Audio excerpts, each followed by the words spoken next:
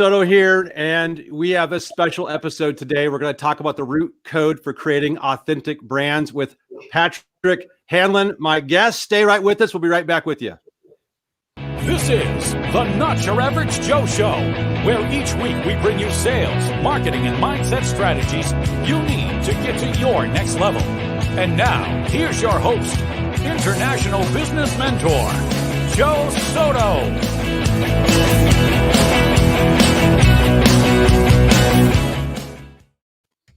Patrick, welcome to the show. Hey, Joe. How are you doing? I'm great, and I am fired up. This is probably one of the most anticipated episodes I've had. We're about 12 episodes or so into my podcast, into the Not Your Average Joe Show, and I'm trying to highlight people that are not average, and you, my friend, are not average. I love your work. I love your book. Let's tell everyone about your books here soon. Thank you. And more importantly, your framing and philosophy around branding. And I don't think anyone has helped me think through branding and marketing the way that you have through your book, through your work, through presentations I've seen with you. And I'm so excited to have you here with the group. So let's talk first. Give a little bit of background on you. For everybody listening and everybody watching, I'll give the 10-second background, and then I want Patrick to elaborate. Patrick is the author of the book Primal Branding, which is, by the way, I love this cover. It in and of itself is unique. And he's one of the leading global authorities on branding. And so he normally is working with, the who's who of the Fortune 500 out there, and really, quite honestly, some Fortune 50 companies and billion-dollar brands. And we have them today. So I want to encourage everyone to ask questions if you're here live with us. If you're not, you'll benefit from some of the Q&A that we'll take towards the end. So Patrick, give us a little bit of background. How'd you come up with this? And maybe a little backstory on you so you can set the frame for the rest of the discussion here. Yeah, I was born in Oceanside, California. I went to the University of Minnesota. It took me about 20 years to graduate. I spent my career in New York and a couple other places. And basically, I was working on big campaigns, writing Super Bowl spots and stuff like that. And I came across a client problem. I was one of the global creative directors on a big brand that we all know. And I just felt that something was wrong in my gut. And, it happens sometimes. And in fact, things were wrong with the company, and they are almost going out of business. And the company was Lego.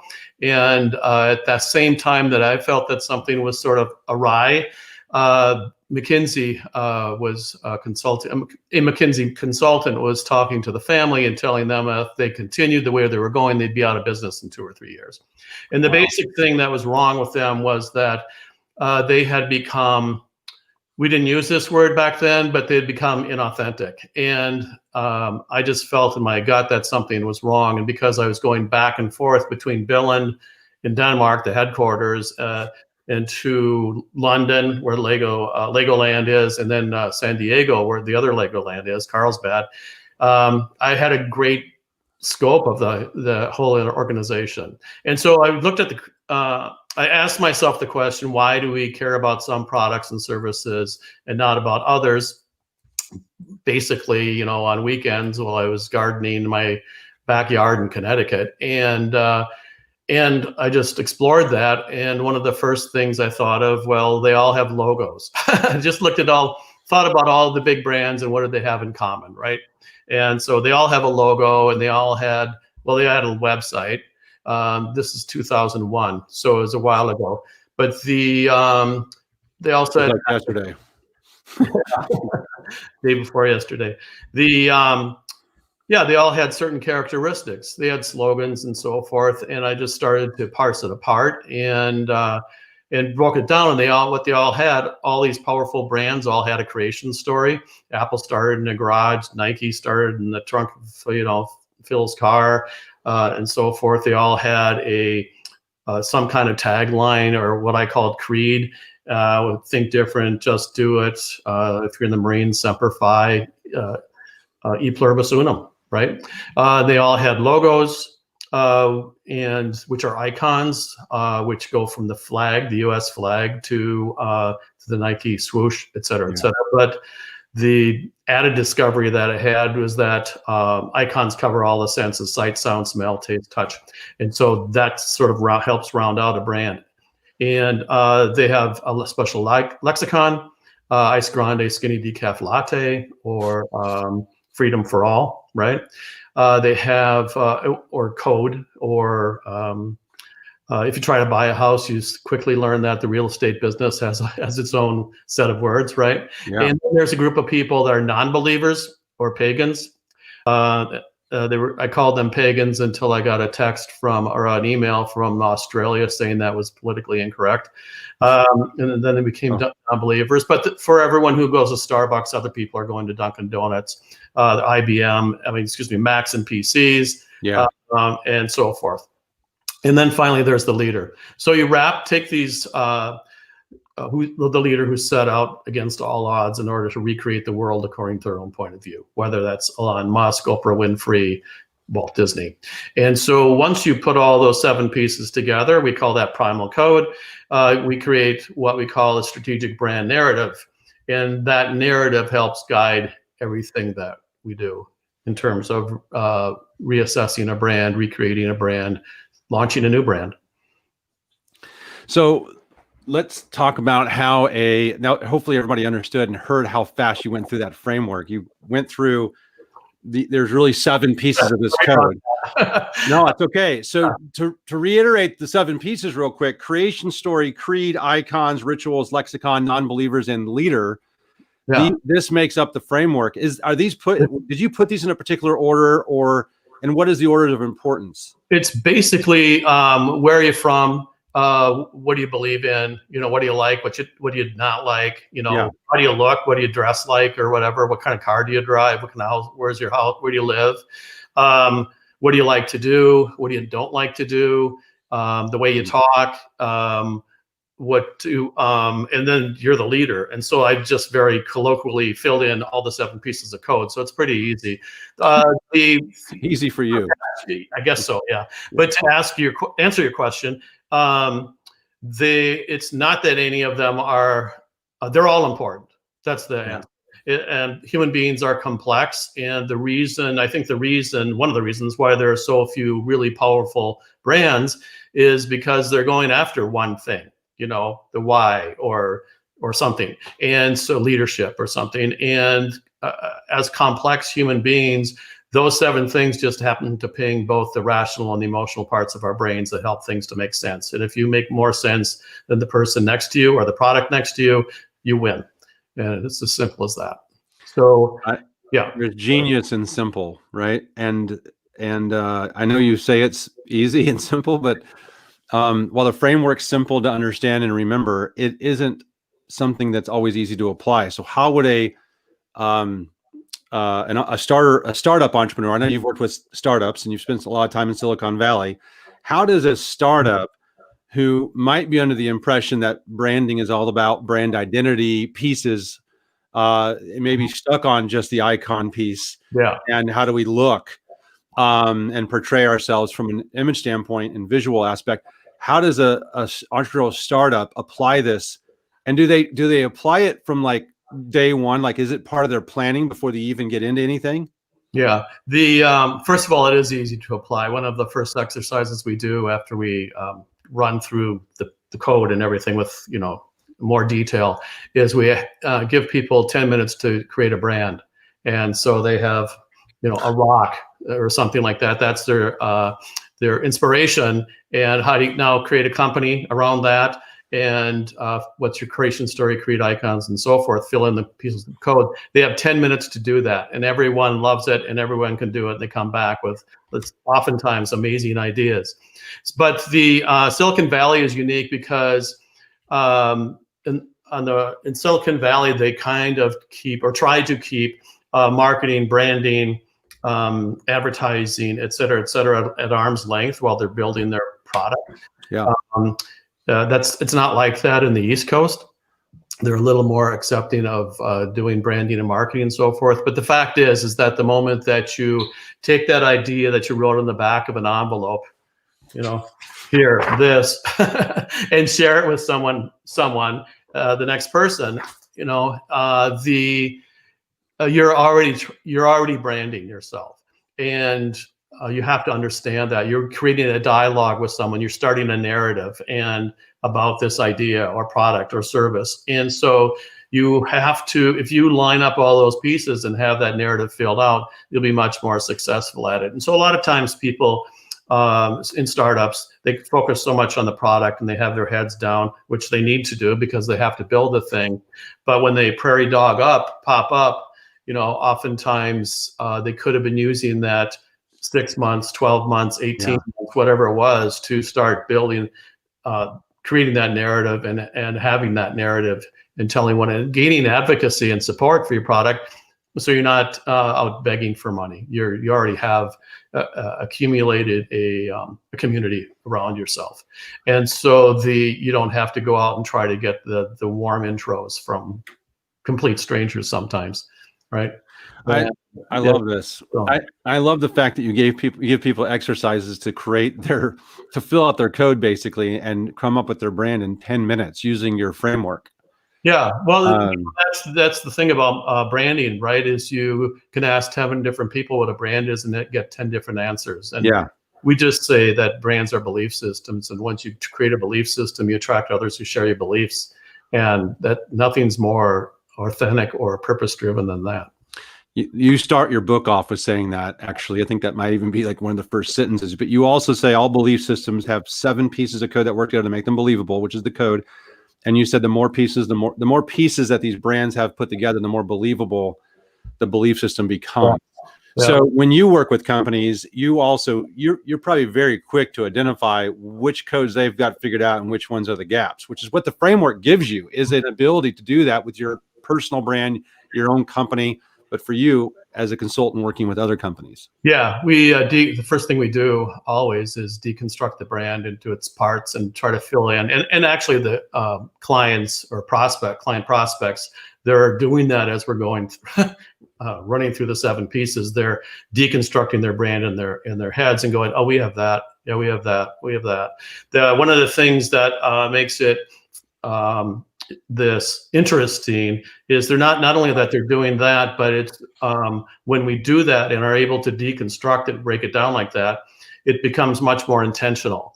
And that, I think, a lot of people say, oh yeah, we already do that, but you're doing it unknowingly. And a lot of people, so really all I've done is break down what successful people have been doing, right?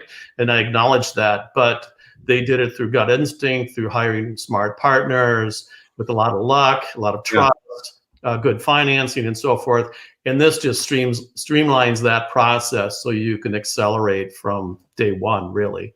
And once you have it figured out anyway, and do it intentionally, and understand where you're going and what your vision is, and then be very proactive about how you're doing it. I think it makes the branding process tangible when most people think of it as this open air concept, and they don't know they don't have blanks to even fill in, let alone know that there could be. When I recently took on a new project with a partner of mine. We're getting ready to launch a new product together, and we had a planning session scheduled. And before the planning session, I took an hour, and I did a mind map. And one of the mind map legs, I wrote Primal brand, and then wrote all 7 splintered legs on my mind map. And it was remarkable how fast I was able to fill in those blanks. And then the couple that I couldn't, I left open for when we had our meeting. And he filled in really easily because he had already been thinking of it, but not as intentional as I had been. And he was like, I love this framework. I said, no, it's out of the book, Primal branding. Sorry.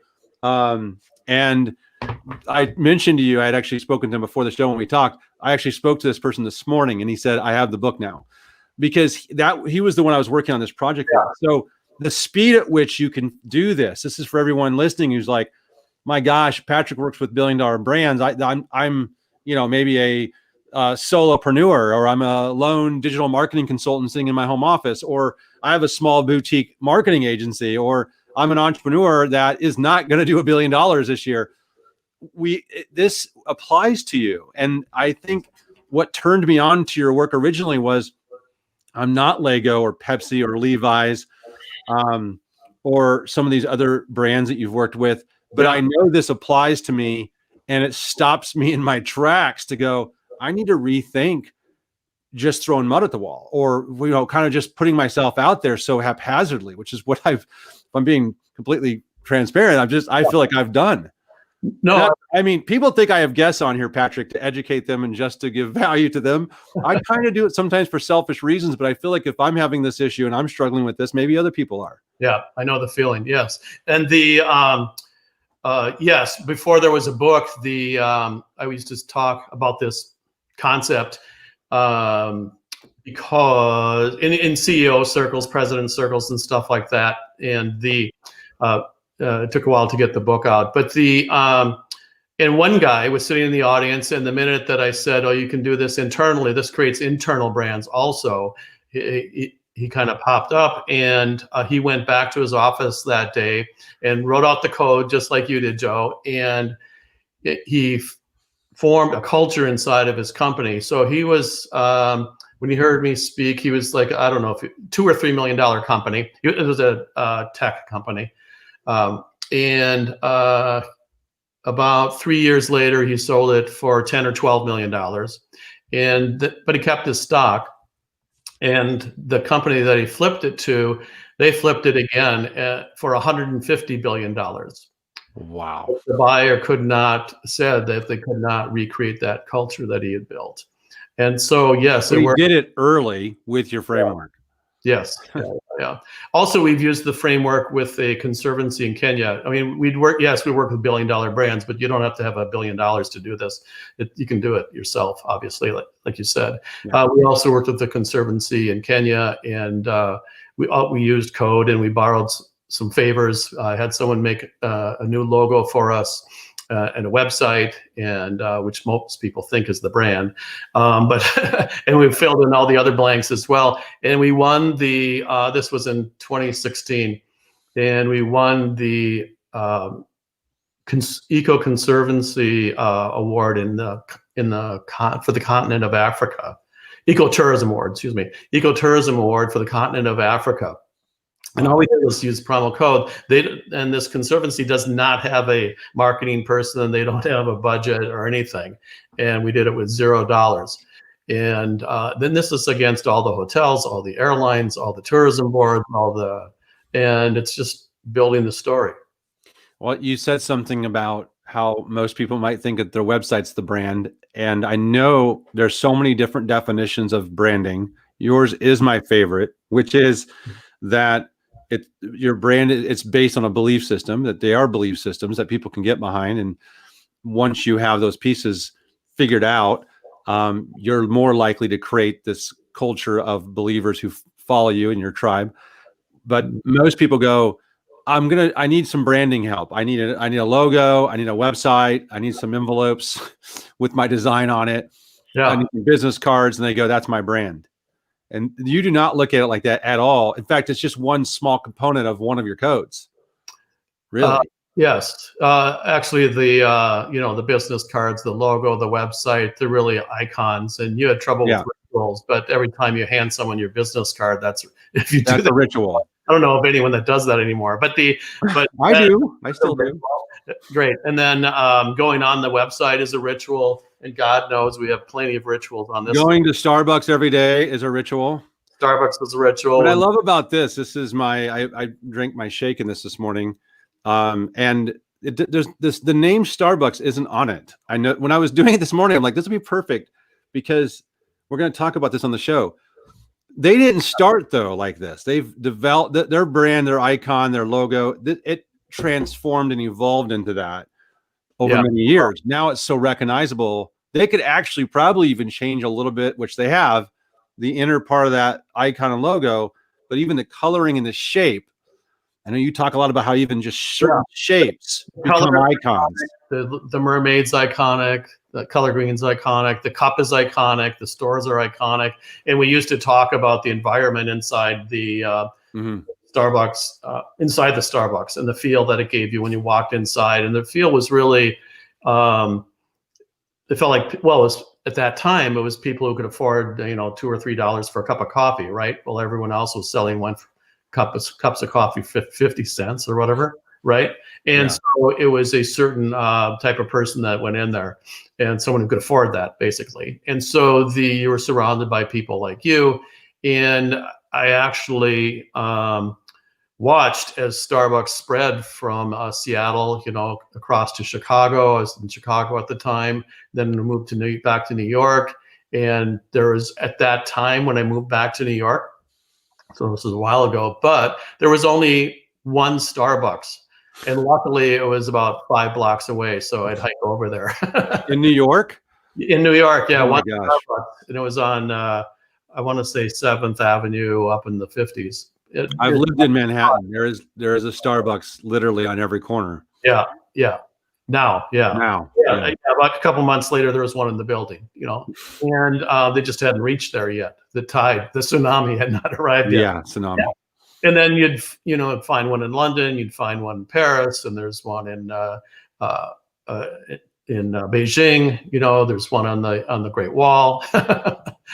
There's one in the Forbidden Palace. There was one in the Forbidden Palace, but they finally figured out that it was probably a bit of a sacrilege, so they yanked it out. But yeah, it's like putting a McDonald's at the bottom of a hospital. When my wife was pregnant with, I want to say, our third child, there was a McDonald's in the bottom of the hospital, and I'm like, this doesn't make any sense to me that they put a McDonald's at the end of the hospital. Okay, so let's talk about, unless you've tried hospital food. Yeah. Right. I know, which is just as bad.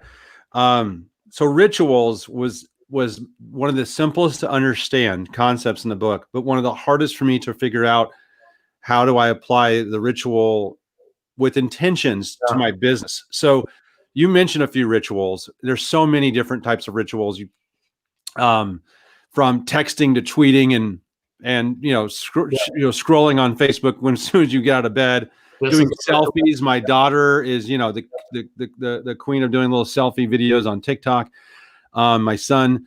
But how do we intentionally inject rituals into the business? Yeah. Well, sometimes it's a part of the business itself. If you have a automotive company and you're changing tires and all that, the change on a tire or getting a tune up and all those are ritual events in the automotive industry, right? There are a lot of other things that we don't think of. There are social rituals like birthdays, cultural rituals like, we just had one, right? Halloween. There are political rituals like the one that we're all waiting for right now. And so when you break them down like that, and then there's things surrounding your business. So you just have to break it down like you did the 7 pieces of code. Okay, what are the rituals? Walking through the door, that's a ritual, and how you greet them or don't greet them is a ritual. And if you think of things that of them as rites or celebrations or small mini, Google calls them moments, right? When we're online. And so you can break it down into all those moments and differentiate yourself that way. I like that. I actually thought of it also as something that when I was doing it for my business, I was trying to think through, what do I want people who are following my brand, following me to do? Mm-hmm. And then that answer could be, well, how do I get them to do it consistently so it becomes a ritual? For example, if I'm a business I'm watching and I'm an entrepreneur watching this, maybe it's blogging consistently, mm-hmm. or posting on YouTube, because you're leveraging a ritual that's already taken place, which is people are going on YouTube every day. How can you show up to be part of that ritual, let alone be one of the people who's participating in it by being consistent with your content that you're putting out in your content marketing? So that's part of how I interpreted it. I don't know if I was on the right track or not, but it was. Oh, you are. And the other thing I want to point out is all 7 pieces are points of differentiation. So your purpose then is to figure out how can you do this. Other people are doing this. How can you do it differently? And once you line up all those 7 things, then you are going to be differentiated inherently and holistically. And then it's not just identifying them, by the way, and then producing on them. It's you have to then articulate them and keep them refreshed and updated.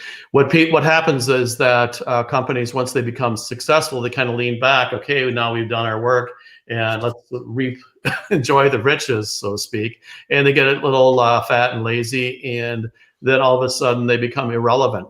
There are 3 kinds of advertising. There's, hey, you we're incredible, come buy us now, or you suck. There's look at all the different things we made. That's the second kind. And then there's the third kind, which is truly pathetic, which is, hey, we forgot about you. We ignored you. And please come back, right? Which is the toughest spot to be in. So what you want to do is understand where you are as a brand and what your assets are, because these are all assets that they're your differentiators. And then you want to keep them fresh and pumping and alive and vital, relevant. These are 2 invaluable lessons for someone to think through. And quite honestly, if they just came into the program right now, I would say you definitely want to rewind the last 60 seconds, because what you said is so important. People ask me every day, Joe, how do I differentiate myself? How do I show up uniquely in the marketplace? And your answer, and the answer is, it is this simple. There's 7 points of differentiation that if you learn these 7 points you describe in the Primal Branding book that you are talking about here with us live, then you'll achieve that. And because most people don't have a structure, it's again, that's one of those. Jack Trout wrote the book Differentiate or Die. They wrote Positioning as well, which is really good. And how come I'm forgetting the other author? I'm sorry. But in Differentiate or Die, it still left it hanging as a concept that you couldn't tangibly work out, which you're a framework where you can say, go, here's 10 minutes to go figure out your brand, but you've got 7 pieces to help you think it through. So it's almost like deconstructing the Lego. So you can look at each piece individually. Yeah. Makes it a whole lot easier to put it back together. So I love that. And then you hit on one of the next things that I wanted to talk to you about, one of my favorite chapters in the book, which was on primal personality, because it talks about and speaks to personal brands. You talk about a lot of different ones in there, from David Letterman to Oprah and so on. And you give examples of how primal branding works through for personal brand. But you also mentioned that marketers must use the word reinvigorate themselves. And I would say, and I know that's a little different than reinvent, because sometimes reinvent is you're kind of completely rebrand, but reinvigorate is, how do you keep fresh, like you said, so you don't go stale, so you don't have to advertise we forgot about you when it's too late. So how do people do this? How do they reinvent or reinvigorate?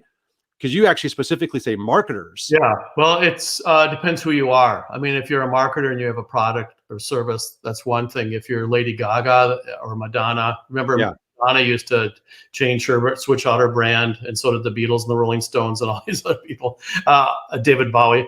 You too. Yep, exactly. Every 18 to 24 months, every time they were putting out a new piece of music. And so that's the one thing. And how do you keep relevant and stay relevant, maintain relevance, and keep an audience? And if you start to think of your users or customers as audiences, which we kind of have to do these days, because we have to, as we're activating each piece of primal code, we are dropping those pieces as communications, little bits and bytes of communications throughout our media ecosystem. It goes across digital, social, and traditional media, right? And so what do you put where? And so that's what we're involved in right now. So either through learning engines and AI in the sophisticated formats, but you can do it on your own as well. I think of brands that we're all familiar with, like Apple or Starbucks, and the evolution again of their logo and icons. Yeah. demonstrates their willingness to do what you're suggesting, which is sometimes taking a great risk. I mean, it's not like Coke switching to New Coke and then bombing. It's how do you, like Pepsi freshened their logo up, which it seems risky, but it worked. It worked for Starbucks. It's worked for Apple. And I mean, and I think people have to be willing to take those risks in their business to stay fresh and not go stale. I mean, this is where you come in. Well, people who have high usage like Starbucks, we have, if you go to Starbucks, you're there every day, and you're holding the cup every day. And Apple, I'm on my iPhone way too much, and I'm on an app right now, right? And so they have to switch things up a little bit. And if you're an Apple person, you know that you hear something about Apple every day, whether it's about the new product compared to the old product, the new iPhone versus the old iPhone versus, whether a Droid or Google phone or whatever, or Samsung. And then you hear about the stock price, and you hear what Tim Cook's doing, and hear about when they were building you hear about Apple TV, let's say, or when they were building the headquarters, you heard about the donut that they were building. And so because you're hearing about the stock price, which is economics or money, financial, you're hearing about the phone, which is about product design. You're hearing about ITV, which is something else. You're hearing about the headquarters, which is architecture. Yeah. And, Johnny Ives or Tim Cook, or Steve Jobs, right? Which is personality. Because they're in all these different segments, it's not like, and you're opted in, it's not like the Energizer Bunny bang, bang, bang, bang, bang, bang, bang, banging at you over and over again with the same damn message, right? Which is just irritating. And so you opt into all these messages, and because you're an advocate, maybe even a zealot, you want it, and you want more of it. Yeah. Well put. Okay. Let's deconstruct one of your favorite brands. Before we do that, here's a question. It says, do colors for B2C and B2B brands differ much? Is there much difference between how a B2C or B2B business chooses colors? Want to talk about color for a moment? Yeah. Color's iconic. I mean, there are lots of articles about this, how often people use red, and how often people use blue, and also how often people use the typeface Helvetica, right? Yeah. Now, color's important, and it's important. I mean, every year, as many of you probably know, there's a new color that comes out, and all of a sudden you see it all over the place in fashion and so forth. So last year it was this kind of orangey thing, or a couple of years ago is that orange. Yeah. I don't know what the new color is. Your couch is kind of that orange. Yeah. And like a burnt orange. There was that kind of greenish color that was the flip side of this that all the highway people were working with, construction people were wearing. And I forget what the color is now, some form of purple maybe. I can't remember. But anyway, color is important, and it doesn't matter. By the way, B2C brands, their B2C is not really valid or relevant anymore. We talk to people, as human beings, and I mean, look, people have been bringing work home for years, right, and working, Sunday night on it or whatever it is, and so that barrier between the work life and the home life has work life and home life has dissolved, separated, and we're always working, it seems. And COVID's living proof of that, right? So here's a random question. People sometimes say there's no such thing as stupid questions, only stupid people. So don't judge me here. So I notice a pattern in fast food brands. So McDonald's, and the pattern tends to be orange, yellow, and red when we talk about colors. Yeah. So you've got McDonald's, which is, orange and yellow or whatever. And you've got In-N-Out Burger, which is yellow and red, I think. You've got, red and white of Jack in the Box and KFC with a little black in there. You've got Hardee's, which is orange and yellow. Carl's Jr., which is like red, orange, and yellow. Yeah. There's a pattern with these fast food places. Is this something I'm Am I crazy here, or are those just evoking happy feelings? Yeah, you're not crazy. The thing is that some of these things are actually from the primal code are actually hardwired into our brains to have us pay attention. And icons are definitively hardwired to our brains and to keep us safe. And so, like smell, if we smell smoke, there's fire. Heat, don't put your finger on the stove. And color, is there. They're all there to identify potential dangers. And then so that's why we're alerted to new things like fashion, new cars that are rolling down the highway, anything that pops up that's suddenly new and different, because our brains are kind of attenuated to, I don't know if that's the right word, but anyway, they're activated by those things, the stimuli, and to make sure that we're safe. And that's why we rubberneck when we pass accidents, because our brains are accumulating all that data as we roll by, so that we don't do it to ourselves. Yeah, so we don't do it to ourselves. And those things alert us when they're new and fresh and interesting. But over time, of course, our brain understands it's no danger to us, and it starts to become a little bit boring. We've seen it over and over again. It's boring. And so it becomes old and tired, and that's how things go from. If they don't have a story around it, that's how things become a fad, I guess. Yeah, this is good stuff. Go away.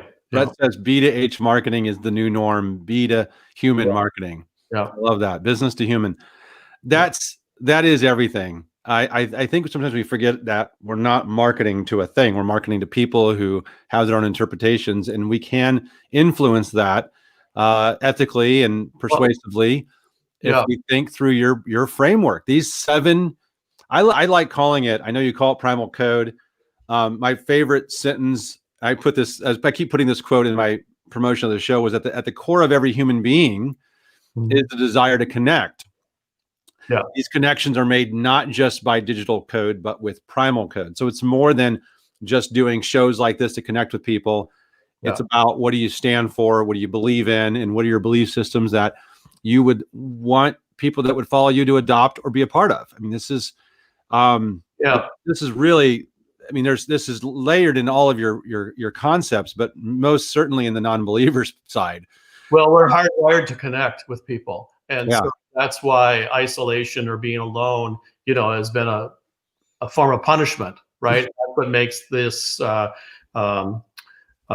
sequestering and quarantining that we're going through now so ugly for some people, is that some people are literally alone and in a small little cube in Manhattan or somewhere in their apartment, or LA, and they can't interact with others like they might have if they were going to the office, which they're no longer doing, most people. Well, and you told me that you basically, Minneapolis is a hub for you. Yeah, I love everything about Minneapolis except for the fact when they sometimes beat Iowa in football, but that's just me. I'm from Iowa, so that's the only beef we have with Minnesota. I love Minnesota otherwise. And sit in a restaurant down there in Lakeville. So I try to get back when I can. But I love the fact that you said, when we were first talking, you said, Joe, I normally go back and forth between San Francisco and New York. A lot of my clients are in these different places, and or Paris, I think you said. I think it was you travel the world. Yeah. But because of quarantine, because of the pandemic, because of the 2020 craziness, you're doing more things like this to kind of spread your word and your work on primal branding and taking on shows and virtual events. And so I really appreciate this. I have one more thing I want to touch on. Are you okay if we go a little long here? I'm okay. Yeah. Okay, good. Remind me to mention the fact that people who are interested should go to emerging.primalbranding.co, not .com, but .co, like company, because we have something special on there that they might be interested in to follow up on. Okay, so it'll show up in your comments and here on the screen. That's correct? That's it. Yeah, okay. Perfect. Yeah, bingo. Yeah, and if you're listening, we'll make sure to put this in the show notes so you can click on the link and go to it as well. So it's emerging.primalbranding.co. Awesome. Thanks for sharing that. In the book, one of the 7 pieces of code is lexicon, the Mhm. words and language that we use. Every community has its own word, as you say. Yeah. And you gave a great example of that with Starbucks. I mean, they invented a whole new language around ordering coffee. Yeah. I always say that if my father was alive, there would be two things that he would be completely shocked by, which was that we pay this much for coffee because he passed before Starbucks hit the wave. And number two, that we pay for water. That's a whole nother subject. Yeah. Because we're paying for bottles of water now. How do we come up with our own language? How do we come up with our own lexicon? How do you come up with words that you can own? And I think there's a part of creativity has to go into that people may feel like they're a little helpless in. Like, wait a minute, am I creative enough to come up with my own languaging around my brand and make that part of how someone talks about me, and those words are unique, or that language or that style of communication that builds community is unique to me? Yeah. Well, some of it's inherent. I mean, if you're in soccer or something and you are playing it and you're creating a team around that, soccer has its own language, right? If you're building code, that has its own language, right? And if you're in the insurance business, that has its own language, and so forth. So every industry category has its own language. And so if you're creating a company within that industry, you may use the same terms of art, or you may use different ones. And I think that we experience this when people switch jobs. They spend the first week or month or longer at their new employment learning all the words that everyone else knows, and also learning not just the words that help them do their jobs, but also the jokes and the anecdotes that everyone else is laughing at because they want to fit in to that culture, to that community. Great example. And it's the HR's job, really, or everyone's job, really, to understand that as people are coming into their community, they're complete strangers. I mean, they're outsiders, right? And so if you want to be warm and welcome them into your community, you have to help them figure out the words. You have to help them figure out the jokes and everything else. And it's a transition. And so one of the ways that people have been using Primal, by the way, is helping veterans re-engage in the civilian community, because they are coming out of the military, they're coming to the civilian world. And by the way, the words are not the same. It's changed. Yeah. Everything's different. And so I don't want to go down that rabbit hole. No, and you hear a lot of people in the military sometimes will bring their language to pop culture or to their friends and family, and they have to remember they're not talking to their peers, the troop peers. Okay, so your book, just one more time, Primal Branding. And Jamie just says, I'm enjoying the book. I realize it was signed by him, which means she probably bought it on a used bookstore. And I think she might have bought your hardcover scary version. Jamie is she is Jamie Green, the solar queen out of Northern California. I know Jamie. Really? She's in the Bay Area. But question for you. Yeah. This book is required reading at YouTube. What does that really mean? Oh, I'll just write it on the Solar Queen. Yes. There's the book. There's a small cottage industry of people who go to YouTube and become, what do they become? They become certified YouTube producers. And one of them, he and I were sitting on this couch and we did a video for him and together. And then, I don't know, a couple months later, he said, hey, I'm at YouTube and they're talking about your book, teaching your book. And so, long story short, Rachel Lightfoot at Google YouTube, her task was to understand why all the high volume audiences, what was it about these videos? What did they have in common that produced such high numbers, high views, audience views? And so she looked around and did some investigating and stuff. She read Primal Branding, and then she realized that she couldn't beat what was in the book. And so she just made that required reading. It's again, the for people getting on here late, the framework, your 7 pieces of differentiation, your primal code gives people a different lens to look through when evaluating a brand Mhm. and or setting up yours or reconstructing and or starting from scratch. I mean, so let's take one of your favorite brands, and would you be able to do this? Like, take one of your favorite brands and give us the 7 pieces of code that they do well, real quick, and say, well, or just an example. So Sure. I agree with you. Like Starbucks, this is the icon. Their lexicon is the languaging to order coffee, which I feel like they've struck gold with, because not a lot of people can duplicate that. So I mean, I walk into Dunkin' Donuts and I'm ordering I'm using Starbucks language. That's how bad it is. yeah. So give us an example. Yeah. So we brand around people, places, and things. So people can be stars or they can be you. Places are, the differences between Brooklyn and LA, Santa Monica or something like that. Destinations. You talk about that in one of your chapters. Things can be products or services, but they can also be concepts like gravity or cryptocurrency or coronavirus. So let's do coronavirus. Okay. Well, the problem with coronavirus was that a narrative did not form around that was absolutely solid in time, or it was denied, right? And so the creation story, where did coronavirus come from? Well, it came from Wuhan, China, right? The create is, I guess I'm going to kill you. The icons are that plastic toy looking kind of that they keep showing, that we all know and recognize, but also the face masks, right? Also, the death counts are iconic. What else? I guess I haven't had coronavirus, thank goodness. Dr. Fauci is iconic now. He's iconic. The long swab is iconic. Yeah. Right? So there. Oh, thank you. Yeah, well done. So all those things are iconic. The maps, those are iconic. Yeah. There are probably some other things. And so, I guess, and if you get it, that's my point, is remember, icons engage all the senses: sight, sound, smell, taste, touch. And so the way you feel when you get it is also iconic, and the symptoms, right? Yeah. And so then what do we have left? The rituals. Well, avoiding it. The rituals include quarantine, the swabbing, contracting it, getting over it, hopefully. Wearing masks on it in public. The ventilator, ritual. Wearing the masks. Yeah. Yeah. Tuning into the news, watching Dr. Fauci, particularly in the first couple months. Little mini rituals like checking the death count and all these sort of things that we're engaged in.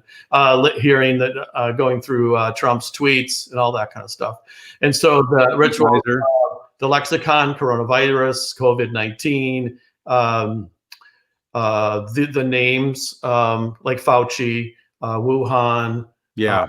There is a whole lexicon around it, right? The swabbing and testing and all that, quarantine, blah, blah, blah. And then non-believers, Trump. And I don't know if there are any other true non-believers at this point, but and then the leader is the coronavirus itself, I suppose, but maybe the World Health Organizations and some other people. So understanding, you took something that most people wouldn't think that you could break down in a brand as a brand, and you did it with a concept, which is the coronavirus. And that's so you really remarkable, by the way. It's really cool. If you could do it with coronavirus, you could do it with your own personal brand, everyone. Yeah, exactly. Yeah. We've done it with Black Lives Matter also, and some other things. So it's remarkable how much this framework helps people. You use the word be intentional. I use the word being purposeful and strategic in laying out their brand. I can't imagine that anyone who watches or hears or listens to this doesn't stop and go, I need to really rethink my brand, because there's components or pieces. There's one of these 7 or more that I might be pretty good at. And there's others that you're completely lacking, or you have never thought through. You definitely have not been intentional. You use the word, sometimes people can get lucky. And certainly I think there is a piece of luck that sometimes come into the mix, but I don't think Starbucks got lucky with, creating the language. I think they sat down and said, let's change the way people order coffee. If we're going to charge more, Let's change the experience to go along with it. So the ritual, the lexicon is different when people walk into our stores. Not only that, it's not a coffee shop. Yeah. Let's change a good product, and you have to have, it's common sense to create a good surround around that product. Right. If you're serving coffee, something like that, have a restaurant, etc. The environment, comes with it hand in hand, and it's kind of obvious, but they were more intentional about it. And again, I've taken something that Primal allows people to get trust, vision, values, relevance, resonance, all the things that billion-dollar brands spend, powerful brands spend billions of dollars trying to get. I mean, Coca-Cola spends $1 billion a year. Yeah. People are not drinking a Coke as much as they used to, right? So at least not in the United States. And you can do it for free, as I said earlier. So money helps, though, but money helps because you have to fill the media channels, it's Instagram, Facebook, et cetera, et cetera. So it helps. Okay, I want to re-encourage everyone to visit emerging.primalbranding.co. You said you had something there for them? Yeah. So they have to go to find out. And at the very least, don't buy Patrick's book and read it. Buy it and study it and break it out for yourself. It is now, I actually showed this to a person that is working for a top brand. Okay. I won't give it out just out of respect for this particular client that I'm working with right now. And I showed them what I did with my mind map with breaking down your Primal branding. And he just sat there and said, we haven't thought through any of that. And I said, then you cannot launch. Do not launch yet. And he says, well, I got to go back and we got to talk. And so he talked with the team, but because I kind of blew it up, I said, no, if you guys have not done this part, this is how I would start every project now.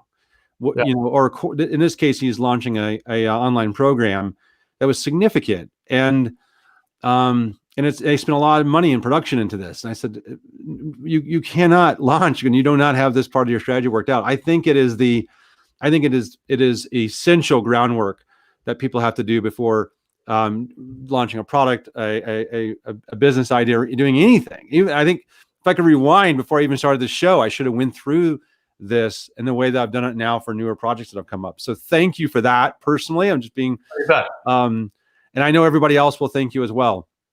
Patrick, I would love to keep going, but we're kind of at the end. Let me just double check for questions here. Hours, you said.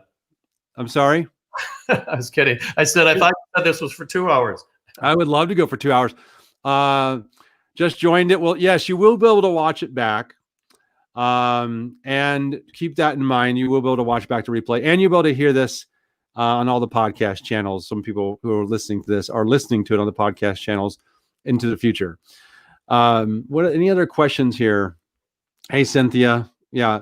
So somebody else had wrote, Callan says she already read the book. I know that, we probably already showed that. Sorry, Bruce. I recommend a lot of books in my programs and courses, Patrick. If I had to say top 3 books that of all the books I recommend that people should get if they're serious about marketing and branding and advertising, your book's at the top of that list. So I am grateful for your time on here. Is there anything else you'd like to leave anybody with? We have your site up here, emerging.primalbranding.co. What would be one thing you'd hope people would take away from this that they could start doing tomorrow? Oh, I would hope that people are inspired enough about themselves to be able to take these pieces, work out your own narrative, and make sure that you remain relevant and essential in whatever you're doing. And lastly, there's one piece I'm going to add. You can also apply this to your family. Patrick has shown me a way to help my children. Most of you know if you've been familiar with my show, I have 9 children, 7 in the home that are under the age of 16. And literally from my 8-year-old up, which is 5 of those, we have worked through the Primal code as a family, thanks to Patrick. So thank you for that as well. Oh, you bet. Yeah. What do you believe in? What are your rituals? What things do you celebrate? Yeah. So Justin goes in the last question here. He says, biggest branding mistake. That's a big chunk. What is the biggest branding mistake? Yes. Not to use Primal branding. I love it. Not to use Primal branding. Let's end with that. Do I have to pay money or anything? That is it. That is it. I mean, I think that you're right, because you can't name just one thing. It's these 7 pieces that go together, not using Primal branding, not leveraging this code. I guess that's the one thing is that it's not one thing. Yeah. It's not one thing. It's the 7 things. And the people are, again, I don't know if they were here earlier, but I'll just repeat myself. The people are complex, and that is why this is kind of complex. It's not one thing. It's not 3 things. It's 7. And we try to simplify things as human beings, but this is complex, and that's why there's so few really powerful brands that are out there. There are 100 kinds of blue jeans. There are, dozens of kinds of phones and computers and 300 kinds of cars. But some stick out, and that's why. This is why. Yeah. Awesome. Thanks, Patrick. Great. Thanks, everyone, for coming. Appreciate you. Thanks, everyone. Till next time, we've got John Ashraf on the show next, who's going to help us overcome our limiting beliefs and think more abundantly. I'll see everyone next time. Thanks for joining us. Okay. Tune in next week for the Not Your Average Joe Show with international business mentor Joe Soto.